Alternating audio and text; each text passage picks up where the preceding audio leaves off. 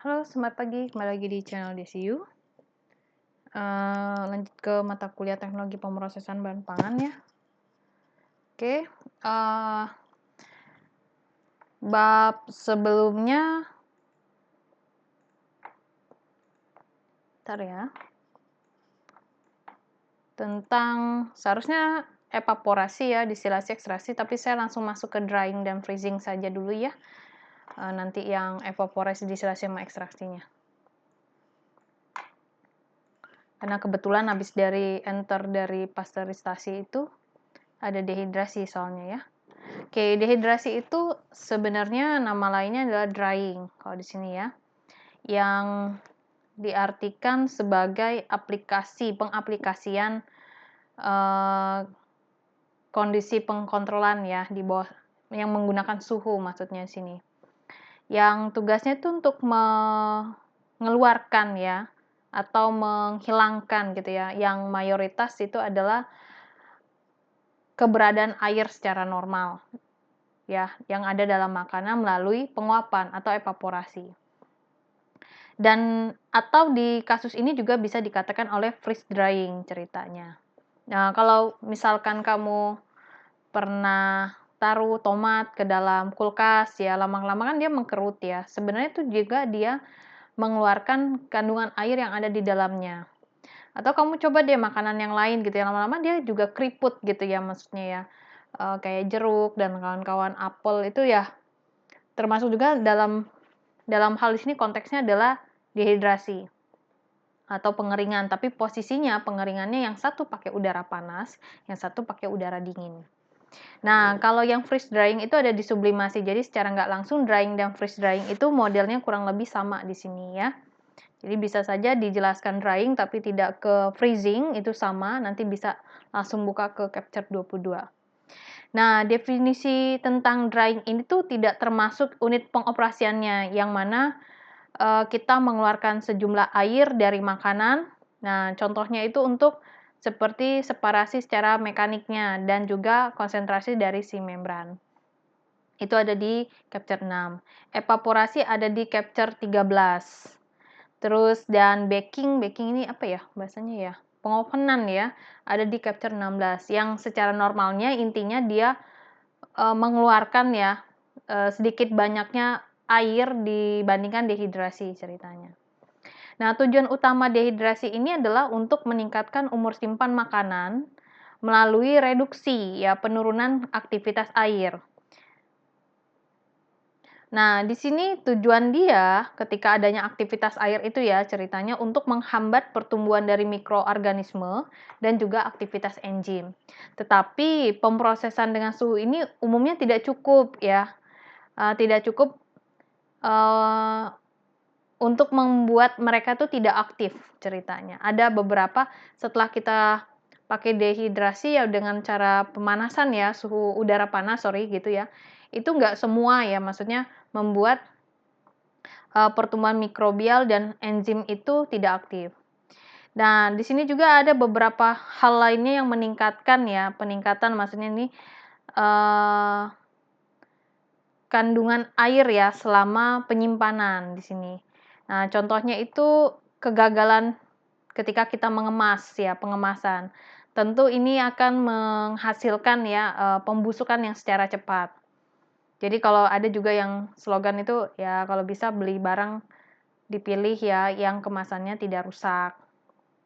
Kalau di susu tidak ada ini ya, tidak ada pengecualian kalau suhu kotaknya rusak segala macam mending jangan pilih karena pernah beli waktu itu nggak sadar ya maksudnya udah pulang ternyata bukan kotak susu ya tapi jus ya sebenarnya jus ternyata bagian bawahnya itu rusak begitu dibuka sudah bau ya maksudnya ya padahal dimasukin kulkas dan kawan-kawan. Kalau masih nyimpen bukti pembayaran struknya ya bagus ya, seperti yang di video sebelumnya saya bilang bukti struk pembelian itu penting ya maksudnya, apalagi dengan toko swalayan. Karena ketika kemasannya rusak itu sebenarnya sudah mengganggu aktivitas yang ada di dalam. Ya nggak tahu ya habis rusak itu apa berapa lama dia ada di store, ada di rak itu ya kurang tahu juga maksudnya. Oke, reduksi dari berat dan bulk dari pangan itu mereduksi sebenarnya ya, transportasi dan juga harga transportasi dan juga penyimpanan. Jadi kan dikurangin beratnya ya. Misalnya ada makanan yang sebenarnya dia ngandung banyak air gitu. Kalau kita keringkan kan lebih sedikit, jadi lebih ringan dan juga penyimpanannya lebih besar ya, maksudnya lebih banyak yang kita bisa tampung. Nah, untuk beberapa tipe dari makanan, proses dehidrasi itu menyediakan ya produk yang sangat kita inginkan sebenarnya bagi konsumen, atau itu jadi lebih, apa sih, kandungannya itu jadi lebih mudah ditangani ya untuk, food processor. Terus juga pengeringan dapat menyebabkan, pembusukan ya ceritanya ya, ketika kualitas yang dimakan sama nilai dari, makanan tersebut, nilai nutrisi ya ceritanya, pembusukan dari situ ya. Desain dan operasi peralatan dehidrasi juga bertujuan untuk meminimalisir segala perubahan ya, maksudnya sini ya, perubahan, kondisi pengeringan dan diharapkan kondisi pengeringan itu sesuai untuk setiap masing-masing makanan. Jadi gini, ada beberapa makanan misalkan, kan suhu itu kalian taunya sampai 100 ya, padahal ada pengeringan di atas itu, ya kayak kita nge-baking itu juga termasuk ceritanya. Nah, nge-baking itu pasti suhunya di atas 100 ceritanya. Ada juga yang pengeringan kalau kandungan airnya ada 100 malah jadi merusak. Jadi ada yang pengeringan dia di bawah suhu 40 misalkan, itu jadi disesuaikan dengan pangan yang ada maksudnya ya, tidak semua pangan tuh sama maksudnya. Makanya nanti akan ada jenis-jenis dryer yang berbeda-beda ya, misalnya ada spray dryer, ada solar dryer, terus ada, cabinet dryer atau tray dryer dan kawan-kawan. Jadi bisa dikatakan, disesuaikan karena pengenalan alat industri kimia itu cukup penting ya, karena di sini kalau tadi saya baca di file ini, dia ngejelasin banyak sekali item ya, dryer ya, yang sebenarnya kita nggak usah mempelajari itu lagi karena sudah ada di materi sebelumnya. Oke, di sini contohnya ya, secara komersial, makanan yang dikeringkan itu cukup penting di sini, seperti kopi, susu, kismis, sultanas, saya kurang paham tadi cari-cari sultanas juga tetap artinya, dan beberapa buah lainnya. Ada pasta, ya ini yang sering kita makan ya, tepung di sini termasuk, tepung campuran untuk bakery ya maksudnya. Terus ada beans, ada kacang-kacangan, nuts, sereal untuk makan pagi gitu ya, teh, dan rempah-rempah. Contoh yang penting dari mengeringkan, kandungan yang ada itu ya digunakan untuk, produksi ya, manufaktur di sini produksi yang dipabrikasi gitu ya. Contohnya kayak tepung telur di sini dia ada juga ya, terus kandungan, flavor ya, perasa dan pewarna, terus laktosa, sukrosa, fruktosa, bubuk fruktosa, enzim dan juga, ragi ya kita bilang ya. Kalau ragi itu mungkin yang kamu sering lihat itu bukan baking powder, apa sih? Aduh lupa warnanya coklat deh ya.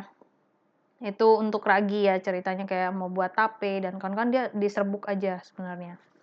Nah, ini secara teorinya dehidrasi itu melibatkan pengaplikasian secara simultan di sini ya.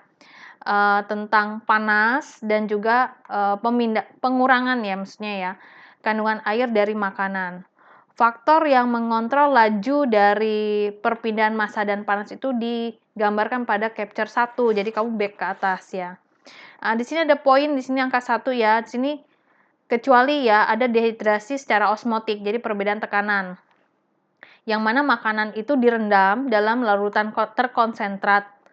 Larutannya itu adalah gula atau garam ceritanya untuk menghilangkan atau mengurangi air. Dia menggunakan perbedaan tekanan osmotik sebagai, driving force ya, sebagai media penggeraknya. Maksudnya ada apa namanya, untuk laju perpindahan kadar air. Di sini metode ini digunakan untuk memproduksi, buah-buahan yang terkristalisasi atau buah-buahan yang, memiliki rasa manis lah kita bilang ya sini ya. Dengan garam itu digunakan oleh beberapa negara untuk pretreatment pertama kali untuk ikan dan sayuran sebelum dikeringkan. Nah jadi gini, ada namanya rumput laut ataupun ikan yang dari laut ceritanya, kan kita mau mengasinkan dia ya. Nah, ada beberapa, di permukaan dari bahan tersebut, itu garam yang ada dari laut itu masih menempel ceritanya, jadi kita lakukan perendaman. Nah, perendamannya mendekati dengan larutan garam 2,5%, itu bisa kita buat secara artifisial ya. Jadi 2,5% itu 2,5 gramnya dalam 100 mililiter Aquades. Harapannya apa? Agar garam-garam yang terkandung di dalam material tersebut itu keluar ceritanya ya. Karena tadi yang dari apa, adanya driving force itu dengan harapan nanti material tersebut itu kadar garamnya turun. Kalau turun kan berarti tidak terlalu asin. Nah, sehingga kalau yang di rumput laut itu harapannya dia rasanya jadi hambar lah kita bilangnya, tidak terlalu banyak kadar kadar garamnya. Nah, nanti rumput laut tersebut bisa dikeringkan, bisa dijadikan makanan yang lain, misalkan jadi sirup ataupun jadi kayak semacam yang langsung dimakan gitu ya, crunchy gitu. Nah, sedangkan kalau ikan kan ya kayak ikan asin itu, setelah apa namanya, setelah dibuat basah, nah baru dijemur, ya diberikan garam kembali itu untuk metode pengawetan. Jadi kayak 2 kali kerjaan ya maksudnya. Karena kalau kita pakai garam yang sudah ada itu sebenarnya kita ngebuat dia asin di dalam ya maksudnya ya. Jadi kita harus mengeluarkan dulu garam-garam yang mereka miliki dengan harapan, di situ ada perbedaan, tekanan osmotik di sini ya. Oke, ini adalah chart psikometrik ya, bisa kalian pelajari di sini. Untuk yang hitung-hitungan di sini saya tidak mengajarkan ke sana karena fokusnya lebih kepada, pemrosesan bahan pangan di sini teknologinya ya, prinsip dan, bagaimana jadi agar kalian tuh dapat ide, dan lebih kepada kajian paper review. Di sini kita lanjutkan ya, dehidrasi, melalui udara yang dipanaskan atau apa ini ya, atau permukaan yang telah panas ya, permukaan dari si material tersebut digambarkan pada, capture ini. Ada microwave di elektrik, pengering di elektrik dan radian itu digambarkan pada capture 18. Untuk freeze drying di, capture 22. Di sini ada sejumlah banyak faktor yang mengkontrol laju dari, makanan yang akan dikeringkan, yang dapat diklasifikasikan lah ya, mengikuti beberapa kategori berikut. Yang pertama itu dihubungkan dengan kondisi pemrosesan, yang dihubungkan dengan sifat alamiah dari makanannya, maupun dari desain dryer. Jadi ini, sebagai pertimbangannya. Nah, efek dari kondisi pemrosesan dan tipe dari makanan itu dapat digambarkan sebagai berikut dengan, beberapa desain yang, desain pengering yang telah kayak apa ya, dirangkum lah ya pada seksi 15.2. Nah, ini drying menggunakan udara yang dipanaskan ceritanya, ada pakai tabel psikometrik. Ya, di sini ada 3 faktor yang dihubungkan ya, mengkontrol kapasitas dari udara untuk menghilangkan kandungan kadar air yang ada di dalam makanan. Apa aja? Yaitu sejumlah uap air yang sudah dibawa keluar ke udara sekitar. Lalu suhu udara dan jumlah udara yang melalui ya atau yang keluar dari makanan. Terus sejumlah uap air di udara itu bisa dikatakan, absolute humidity. Di sini bisa dikatakan adalah moisture content. Moisture content berarti kadar air atau relative humidity. Ya dari ininya RH. Jadi kalau kita, patokannya kan rata-rata kan dengan suhu ya, sebenarnya kayaknya suhunya panas maka dianggap kelembapannya adalah rendah ya, kelembapan rendah itu arti kata jumlah air yang ada di lingkungan. Tapi sebenarnya itu tidak menjadi patokan ketika kita berada di Eropa misalkan ataupun di negara lain ya misalnya, karena Indonesia kan masuk kategorinya tropis. Jadi misalkan suhunya itu 25 tapi kelembapannya sangat kering ceritanya. Makanya banyak orang di sana pakai sunblock dan kan karena mudah kering. Nah, ketika seperti itu kondisinya, itu cocok dengan pengeringan matahari sebenarnya. Kenapa? Suhunya rendah, tapi kelembapannya juga rendah, seharusnya kebalik. Kalau misalnya kita kayak mau hujan atau mau gerimis, itu harusnya kelembapannya tinggi. Karena apa? Karena jumlah air yang ada di lingkungan lebih banyak. Tapi di negara luar itu kebalik. Makanya banyak di negara luar yang pakai sunblock dan kacamata. Mengapa? Walaupun suhunya adem, tapi sebenarnya itu kelembapannya sedikit, kelembapannya rendah, jadi itu mudah kering. Jadi kalau mau jemur pakaian, ya sebenarnya bukan melihat matahari dan nggak matahari sebenarnya, tapi melihat adalah kelembapannya. Itu tepatnya ya, jadi tidak ada catatan suhu panas itu mengartikan kelembapannya itu rendah dan kawan-kawan, bukan ya. Nah, terus psikometrik itu adalah media pembelajaran ya dari properti sistem uap air dan udara. Saya nggak mau jelasin psikometrik karena ini ke teknologi pemrosesan bahan pangannya ya ceritanya. Jadi ini mekanisme dari pengeringan, ini sudah kalian pelajari sebelumnya. Yang hitungan silakan dipelajari juga ya. Oke deh, kalau yang ini masih oke lah ya. Lapisan film itu berperan sebagai penghalang ya antara transfer panas dan juga pengurangan kadar uap air selama pengeringan. Ketebalan dari film tersebut ditentukan secara utama melalui kecepatan laju alir udara. Jika laju alirnya rendah, maka lapisan kondisi batasnya film konbanderinya itu menjadi lebih tipis ya ceritanya, dan itu mereduksi dari koefisien transfer panas dan juga laju pengurangan uap air. Uap air meninggalkan permukaan makanan dan meningkatkan humidity di sekitar, udara di sekitar ceritanya. Jadi kalau ini ceritanya moisture itu terjebak ya, ada di sekitar sini dan ada juga yang di dalam, sebenarnya di dalam makanan. Jadi ketika dia kadar air ini keluar kan mengandung uap air dan mengakibatkan kadar air di udara sekitar ini bertambah dari uap air yang keluar dari makanan. Maksud dari bahasa di sini ya, water vapor lifts the surface of the food and increase the humidity of the surrounding air. Jadi ceritanya itu uap air itu keluar ya, maksudnya meninggalkan keluar dari permukaan makanan, dan uap air itu berkontribusi kepada udara sekitar sehingga meningkatkan humidity udara sekitar tersebut. Nah, terus juga menyebabkan adanya produksian gradien itu ya, perbedaan ya, increment dari tekanan uap air, dan di situ juga ada laju pengeringan. Nah, semakin cepat lah ya kita bilang ya, semakin cepat dari udara tersebut laju alir ya maksudnya, dan semakin tebal dari lapisan film tersebut, dan maka semakin cepat pula laju pengeringannya.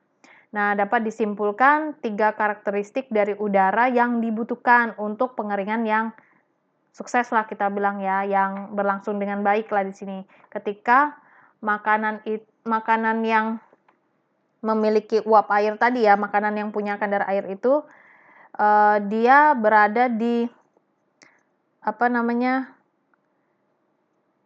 suhu dry bulb, dan bulb temperatur itu ada di menengah menuju tinggi ya ceritanya. Terus dia punya kelembapan yang rendah dan juga laju alir udara yang tinggi. Nah, ini constant period ya. Ini enggak juga saya jelaskan karena sudah ada di materi kuliah sebelumnya. Lalu falling rate juga tidak ya. Jadi pergerakannya ini waktu pengeringan, yang ini moisture content. Jadi kalau dari awal kan dia kadar airnya tinggi ya, lama-kelamaan kan menurun seperti ini. Lalu sedangkan kalau laju pengeringan dengan moisture content, awalnya kan moisture content yang dihilangkan semakin banyak dan akhirnya itu dia menuju konstan. Oke, yang ini saya lewat karena tidak mengarah ke sana ya. Yang mau dibahas itu ini silakan dipelajari ya maksudnya.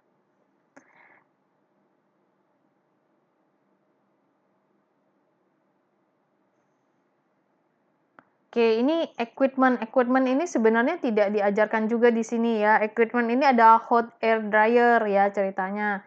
Ini lebih tepatnya ke alat-alat industri kimia ya. Terus ada bin dryer. Nah, yang yang ingin saya mau itu adalah sebenarnya ini tugasnya ya. Ini kan ada karakteristik pengering ya. Coba kalian udah ada timnya ya, silakan dipilih ya. Misalkan gini, ini kan ada beberapa hal ya, vegetable, fruit, breakfast cereal, ya, fruit products dan kawan-kawan. Kamu ambil aja berapa sampel di sini ya. Tiap tim beda ya. Misalnya mau ada yang this vegetable atau vegetable fruit ya, terserah berapa item. Lalu dia mengarah kepada pengeringan ya. Coba dilihat, mungkin ada misalkan saya ngambil corn syrup ya. Corn syrup ini misalnya dia didapatkan dari penggunaan dryer apa nih tipenya. Bisa saja setiap peneliti menggunakan dryer yang bukan hanya satu dryer. Ya, dia memodifikasi dengan dryer satu dengan dryer yang lain. Ya, itu cara memproduksi dari corn syrup.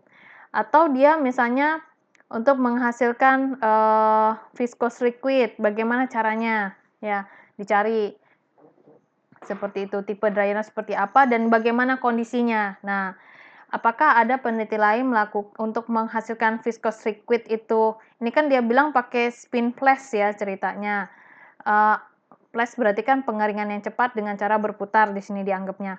Apakah ada orang lain yang menghasilkan viscous liquid tapi dengan media pengering yang lain? Silakan itu. Jadi ini bentukannya adalah sampelnya ada di sini, sampel untuk paper review, tinggal meninjau dari kinerja proses pengeringannya dalam penelitiannya. Nanti pasti akan ditanyakan bagaimana kondisi operasinya, apakah dia base liquid, sampelnya solid atau liquid gitu kan ya, bagaimana initial moisture content. Di sini kan initial moisture content dia kategorikan low, moderate, high dan kawan-kawan. Silakan tuliskan angkanya ya. Terus ada size of pieces ya. Ada beberapa orang pengeringan itu memberitahu berapa ketebalannya, berapa diameternya ya, segala macam dia kasih tahu. Karena ketika kita mengeringkan yang diameter ketebalannya, misalnya yang ketebalannya adalah 1 cm dengan 2 cm, itu pasti prosesnya berbeda. Waktu pengeringannya juga berbeda. Nah, terus laju pengeringannya bagaimana? Ini kan slow, moderate, dan kawan-kawan. Ketika kita mengkategorikan ini slow, moderate, ada baiknya pasti dari hasil penelitian itu pasti ada angkanya. Ya, terus bagaimana dengan final moisture contentnya setelah pengeringan, bagaimana? Terus tipikal evaporasinya, bagaimana kapasitasnya? Ini dia, ya. Silakan diambil poinnya di sini dengan sampling ada di sini sebagai dia kalau dihasilkan menjadi produk melalui pengeringan kayak apa sih, apa aja yang digunakan, kondisi operasinya apa, dan lakukan paper review di sana. Nah, jadi pastikan saling berhubungan. Nah, ini kan dia ngomong tunnel dryer, ini kan alat industri ya, jadi nggak dijelaskan. Conveyor dryer, ini sudah ada di sana. Jadi saya nggak menjelaskan ke arah sini ya. Nah, ini Friedrichs bed dryer ya.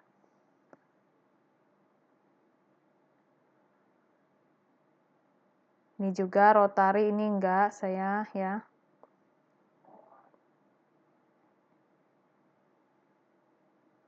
Ya, mungkin bisa juga judul yang lain kamu yang temanya pasti ada di buku ini ya, maksudnya jadi kita bisa mengkombinasikan apa yang kamu lakukan dan implementasinya dalam paper review. Ini juga drum dryer saya enggak ya, ini masih processingnya ya ceritanya, saya enggak ngomongin ke alatnya. Nah, seperti ini ya, kamu bisa ambil ini ya, bisa instant potato, corn syrup, baby food, ada gelatin, ada chocolate, cornmeal, confectionery ya, silakan. Ada brewer ini kayak bir ya maksudnya.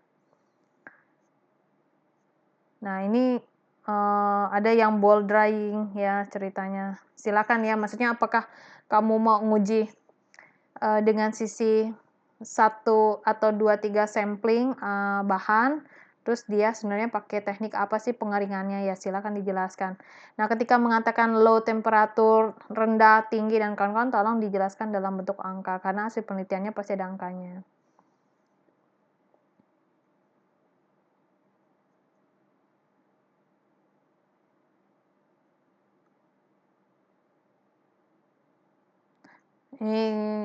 Terus di sini ada pengaruh dari pengeringan ya terhadap makanan itu ya, bagaimana. Di sini ada rasio pengeringan, ada shrinkage itu dia kayak mengerut ya, maksudnya ya kan nggak kan hilang kadar airnya segala macam. Terus Rasio rehidrasi itu maksudnya ketika kamu sudah mengeringkan, ya misalnya kayak rumput laut tuh udah kering ceritanya, ya udah kering, terus kan kita mau makan rumput laut itu. Nah, rumput laut yang kering itu kan jadi lebih mudah ya dibawa. Kenapa? Karena kan kadar airnya lebih sedikit. Nah, ketika kita mau makan kan nggak mungkin rumput laut kering yang kita makan. Jadi kita rehidrasi. Rehidrasinya mungkin dengan cara salah satunya adalah dengan menaruhnya ke dalam water bath. Jadi pakai air panas. Nah, berapa rasio rehidrasinya? Nah, misalkan saat awal belum dikeringkan kita misalnya ngeringin 100 gram rumput laut. Ternyata dari 100 gram rumput laut sekian waktu dia jadi misalnya ya 50 gram, turun 50%-nya nih kadar airnya. Nah, ketika kita mau rehidrasi, mau kita makan, apakah dia kembali ke 100 secara optimal atau menjadi berapa ya? Jadi kan dari 100 ke 50 gram. Nah, dari 50 gram yang kering itu kalau kita rehidrasi, kita kasih air panas dengan water bath itu berapa? Dia akan berani menampung air kembali maksudnya. Itu adalah rasio rehidrasi. Nah, semua produk itu berubah ya selama proses pengeringan dan juga penyimpanan yang mereduksi kualitas pangan itu dibandingkan dengan material yang material yang fresh lah kita bilang. Dan bertujuan untuk mengimprove ya teknologi pengeringan yang semakin tinggi lah kita bilang itu ya. Jadi intinya semakin waktu teknologi kan pasti tinggi dan harapannya tentu kualitasnya jangan sampai lebih sangat buruk lah ibarat kata dibandingkan dengan material yang fresh. Jadi ingin melakukan optimalisasi penggunaan dengan harapan kualitas produk juga lebih baik lah dari peralatan sebelumnya. Nah, di sini ada dia bilang ngarahnya ke tekstur, ceritanya tekstur makanannya bagaimana. Ini banyak penjelasan yang ke produk apapun ya, ceritanya dia ada peeling di sini yang masing-masing mempengaruhi tekstur, rehidrasi buah dan sayuran. Sejumlah tekstur hilangnya tekstur dalam produk ini disebabkan oleh glatinisasi. Nah, ini ada penjelasannya ceritanya ketika teksturnya menurun apa alasannya seperti ini. Terus juga adanya lokalisasi dari variasi moisture content selama pengeringan itu di-save karena adanya stres secara internal ya ceritanya. Terus ada crack, kompres, permanen, ada distorsi itu dari sel yang rigid dan memberikan makanan itu ketika dia seringkit ya, menyusut ya kita bilang itu ada penampilan penyusutan segala macam. Nah, ketika produk rehidrasi itu mengabsorb air ya, mengabsorb air yang bergerak secara lambat dan tidak mampu lagi lah ibarat kata dari material yang fresh kita bilang. Ini dia jelaskan ya. Nah, kalau daging ya, potongan daging yang dikeringkan lah ibarat kata itu tidak umum di beberapa negara ya, karena beberapa itu mengubah di tekstur. Jadi sangat dikit gitu ada orang melakukan pengawetan daging ceritanya di sini, pengeringan daging ceritanya. Selain itu juga disebabkan oleh agregat dan denaturasi protein. Nah, ini bisa juga jadi ide buat kalian. Apakah sudah ada ditemukan teknologi pengeringan untuk daging, tapi dengan kondisi agregat dan dan denaturasi protein itu tidak begitu banyak yang hilang atau rusak lah kita bilang. Ya, itu jarang sekali ya daging dikeringkan, jarang sekali kita lihat. Nah, ini menjelaskan ya, maksudnya kita mencari ide dari bacaan di buku ini dengan cara mengcompare hasil penelitian yang sudah ada saat ini ya. Nah, ini bulk density ya segala macam. Nah, terus bagaimana dengan rasa dan aroma di sini dia tolong tunjukkan juga efeknya. Ya, makanan yang mempunyai nilai ekonomi yang tinggi ya terhadap karakteristik flavor mereka ya.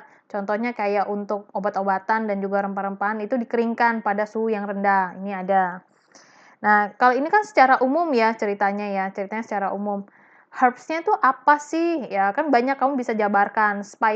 spice-nya itu apa, dan low temperature itu berapa gitu kan ya, dan jenis pengeringnya apa gitu kan. Itu bisa menjadi hal kajian buat kamu ya, mau kajian kamu di sini sebagai paper review atau nanti mau diimplementasikan sebagai ide penelitian kamu, ya silahkan gitu ya. Nah, di sini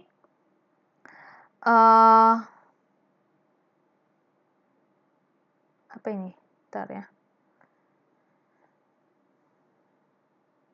Di pengeringan susu ya, susu yang dikeringkan, oksidasi dan produksi lipid ini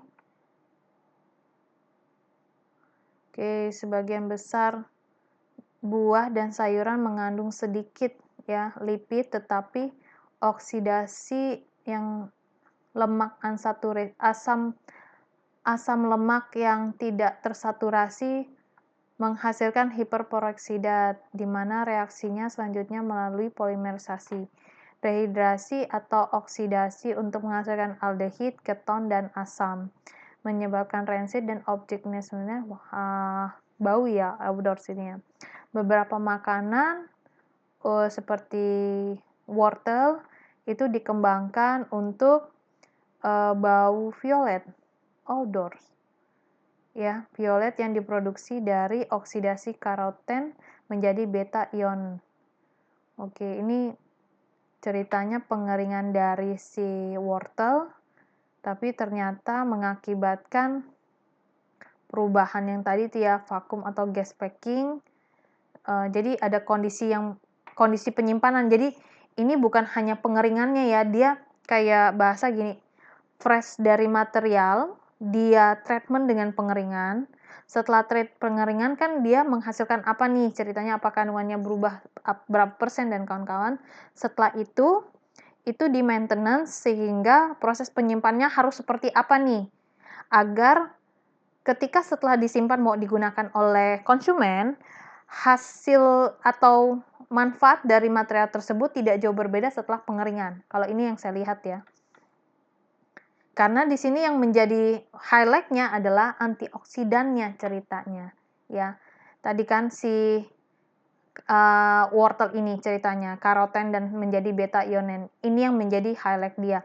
Jadi ketika kita mau mengeringkan dan lalu kita berikan treatment dengan cara penyimpanan, bagaimana transportasinya, sebenarnya ada yang dilindungi ya, tapi apa yang dilindungi? Nah, itu yang menjadi kajian. Seperti susu ya, susu ada yang susu cair, terus ada yang susu bubuk. Sebenarnya mengapa sih harus diubah transformasinya ke dalam sana? Apa yang membuat itu penting gitu ya ketika kita berikan treatment.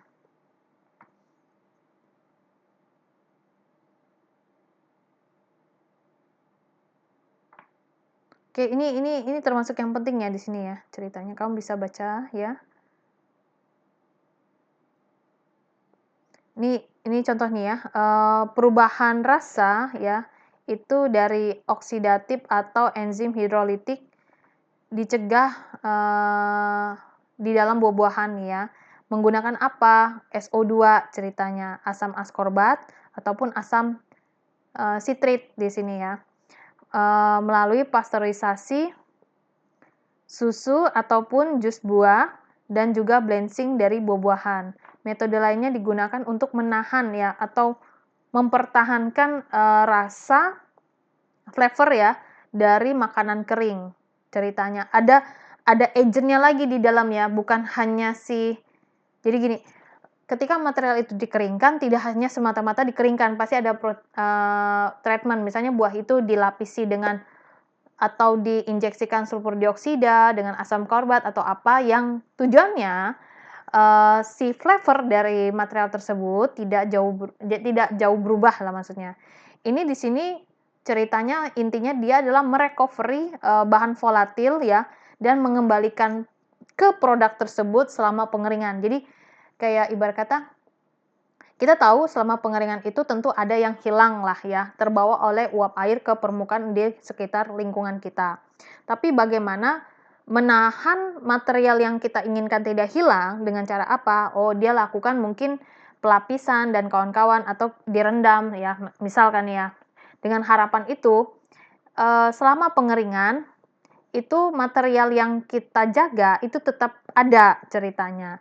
Dan ketika sudah kering, material itu tidak banyak hilang lah kita bilang ya, terjaga di sini.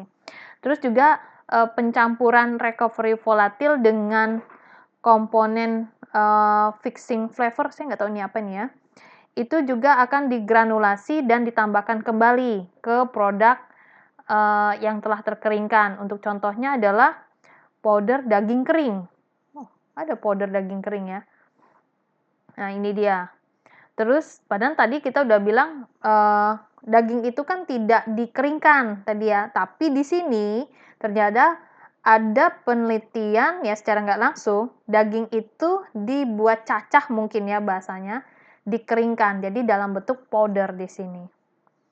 Terus juga ada penambahan enzim atau aktivasi dari enzim ya secara alamiah untuk memproduksi flavor dari flavor prekursor di dalam makanan. Contohnya adalah bawang putih sama garlic.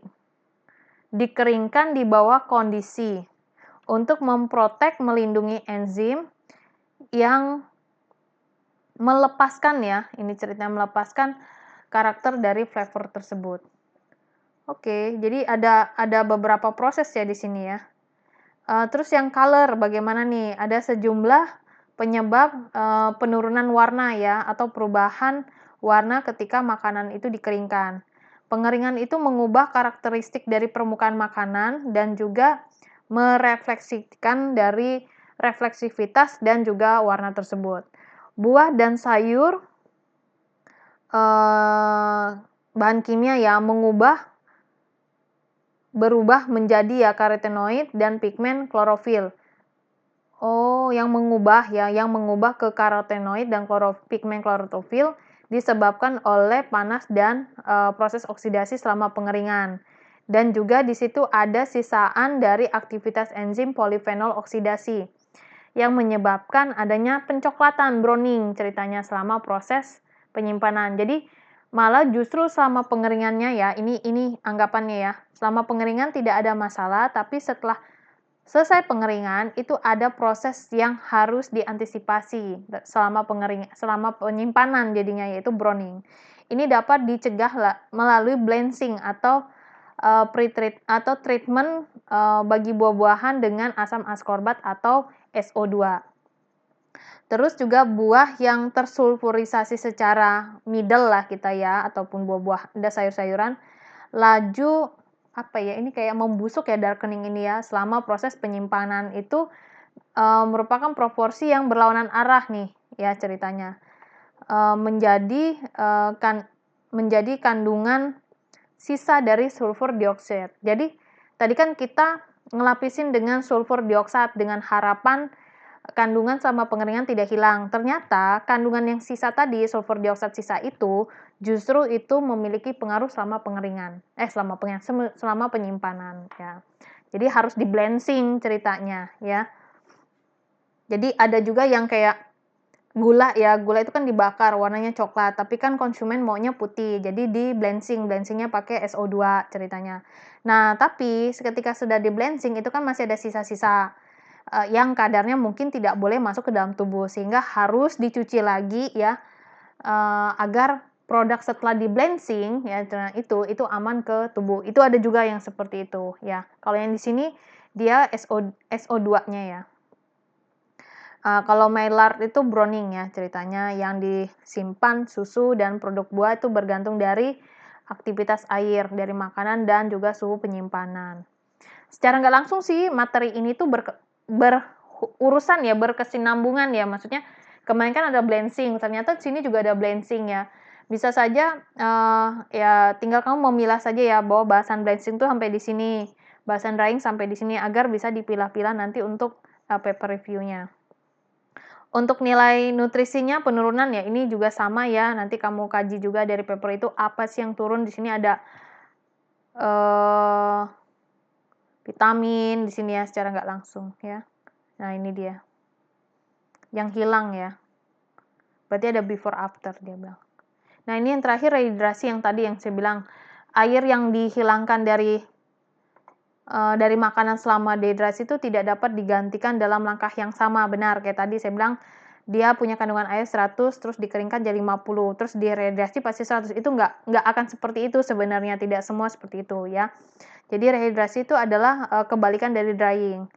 Sejumlah hilangnya tekanan osmotik itu ya mengubah, permeabilitas dari membran sel. Beberapa larutan bermigrasi, kristalisasi polisakarida dan koagulasi dari protein selular itu semuanya berkontribusi terhadap perubahan tekstur dan juga, hilangnya bahan volatil. Dan mereka tuh masing-masing tidak dapat reaksi bolak-balik kita bilang. Jadi kayak tadi kan 100 jadi 50, apakah 50 jadi 100 itu belum tentu semuanya. Nah, panas mereduksi, derajat hidrasi ya, hidrasi dari starch dan elastisitas dari dinding sel. Koagulasi dari protein untuk mereduksi dari kapasitas mampu menahan air berapa besar nih ceritanya.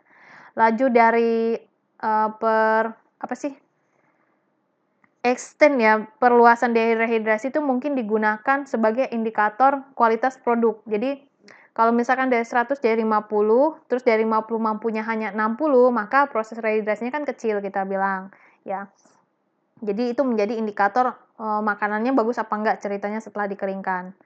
Nah, makanan itu juga dikeringkan, di bawah kondisi optimum ya, untuk mengurangi lah ya kerusakan, dan rehidrasi itu secara cepat dan lengkapnya ya, apakah lebih rendah ya dibandingkan makanan yang telah dikeringkan. Yang tadi 100 jadi 50, apakah 50 jadi ya mungkin 70, jadi 80, tidak mungkin kecil sekali. Kalau kecil itu ya berarti tadi ya, dia juga menjadi indikator kualitas dari makanan. Nah, tolong dicek kembali apa yang saya sampaikan, dibaca kembali, terus juga capture yang sebelum-sebelumnya juga dibaca, karena ini berkaitan dengan alat industri, terus juga berkaitan dengan proses industri ceritanya ya, tapi yang kita mau kaji adalah tentang pemrosesan bahan pangan. Jadi kajiannya adalah materialnya apa, ya tadi kan ada di tabel sini, lalu pengeringnya apa. Jadi material A misalnya tomato ya, tomat ya, itu bisa saja menggunakan pengering jenis yang berbeda. Bagaimana kondisi operasinya, yang harapannya adalah menggunakan pengering yang berbeda, yang mana sih sebenarnya lebih bagus digunakan sehingga produk tersebut kualitasnya tidak banyak turun dari fresh material. Ya, itu tugas kamu ya. Banyak ya maksudnya tugas kamu, jadi ini juga menjadi tantangan buat kamu untuk dapat paper review untuk publikasi. Itu aja dari saya, dari channel DCU, dan saya ucapkan selamat pagi.